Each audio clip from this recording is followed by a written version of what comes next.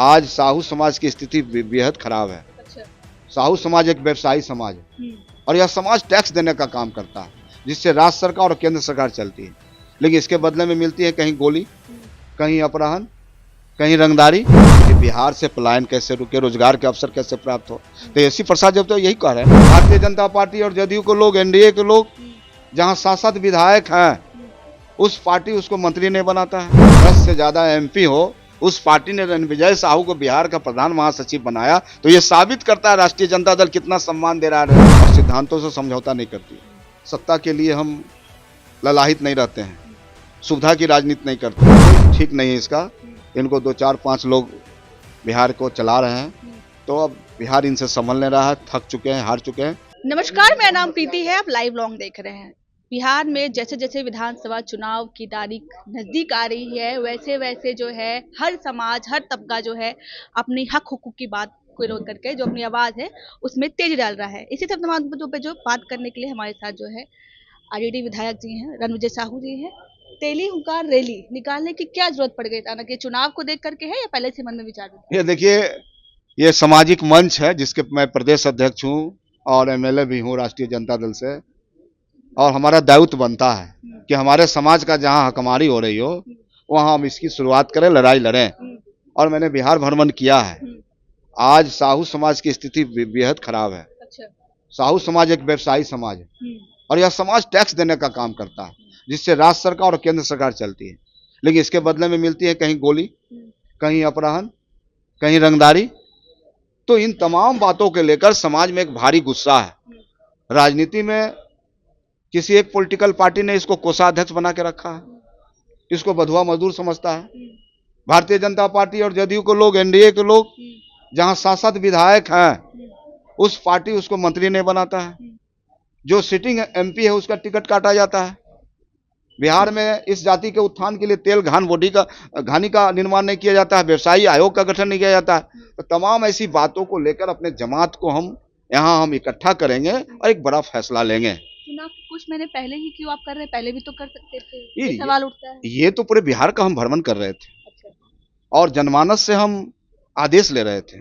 समाज ने हमको आदेश किया और उसी आधार पर हम यहाँ रैली निकाल रहे हैं, रैली कर रहे हैं, और भरोसा है कि लाखों लोग पहुंचेंगे और रैली मेरा शानदार होगा, धारदार होगा, असरदार होगा, और हमारा जो मांग है निश्चित रूप से सरकार को माननी पड़ेगी। अच्छा, सत्ता पक्ष कह रहे थे कि आपके समाज के साथ अन्याय कर रहा है। जिस पार्टी में आप है, राजद में, वो न्याय कर रहा है समाज के साथ। अब तो रणविजय साहू इसका एग्जाम्पल है। आप एक एग्जाम्पल है। जिस पार्टी में 75 एमएलए हो, 13 एमएलसी हो, 10 से ज्यादा एमपी हो, उस पार्टी ने रणविजय साहू को बिहार का प्रधान महासचिव बनाया, तो ये साबित करता है राष्ट्रीय जनता दल कितना सम्मान दे रहा है साहू समाज को।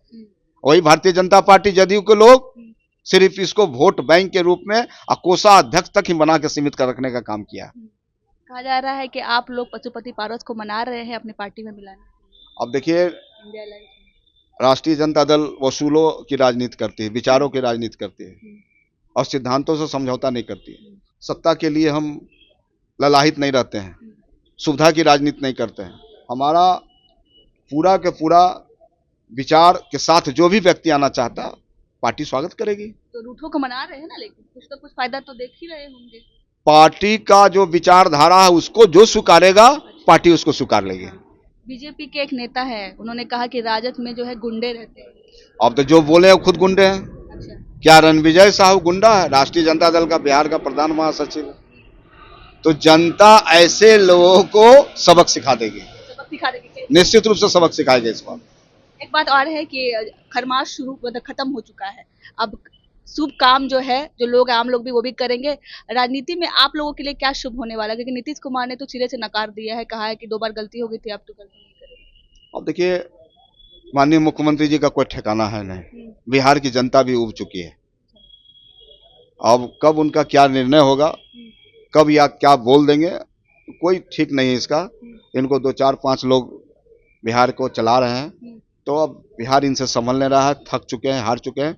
अब बिहार मांगता है नौजवान, जिसके पास नई ऊर्जा, नई सोच, नई उत्साह है, और वो एक ही व्यक्ति में, उस व्यक्ति का नाम है तेजस्वी प्रसाद यादव। लालू जी कभी कहते हैं कि दरवाजा हमने खोल दिया है, उन्हीं के बड़े पुत्र हैं तेज प्रताप यादव, वो कहते हैं नहीं, दरवाजा में आएंगे तो दही चूड़ा खाएंगे, लेकिन राजनीति रूप में हम मिलाएंगे नहीं। ये अलग अलग सुर क्यों दिख रहे हैं? अब देखिए, तेज प्रताप जी हमारे नेता हैं, माननीय पूर्व मंत्री रहे हैं, और तेज प्रताप जी लगातार इन बातों को बोलते हैं।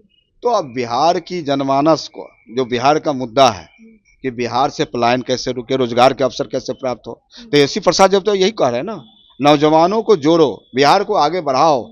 इसीलिए वो कार्यकर्ता दर्शन के माध्यम से बिहार के प्रत्येक जिलों में जाने का काम कर रहे हैं। तो बिहार 2025 का इंतजार कर रहा है। बिहार नौजवान छात्र ने बिहार में जब जब राय लिया है, बिहार में एक बड़ा सत्ता परिवर्तन हुआ और निश्चित रूप से होगा। प्रदेश अध्यक्ष को लेकर भी खबरें आ रही है, आपका नाम भी शामिल है इसमें। अब देखिए, पार्टी है, पार्टी माँ होती है, और पार्टी को निश्चित तौर पे आने वाला समय में जो 2025 है, राष्ट्रीय जनता दल मजबूती के साथ खड़ा होगा और राष्ट्रीय जनता दल महागठबंधन अपने दम पर बिहार में सरकार बनाएगी। सर बहुत बहुत शुक्रिया। तो हमारे साथ रणविजय साहू हैं, राजद विधायक है। हमने तेली हुंकार रैली पे बात करने की कोशिश की, साथ में हमने खरमास जो खत्म हो गया है, अब उसके बाद इनके लिए क्या शुभ संकेत होंगे ये पूछने की कोशिश की। बाकी आपकी क्या राय है कमेंट के जरिए हमें एक प्रतिक्रिया दो दीजिएगा। तब तक के लिए बहुत बहुत शुक्रिया।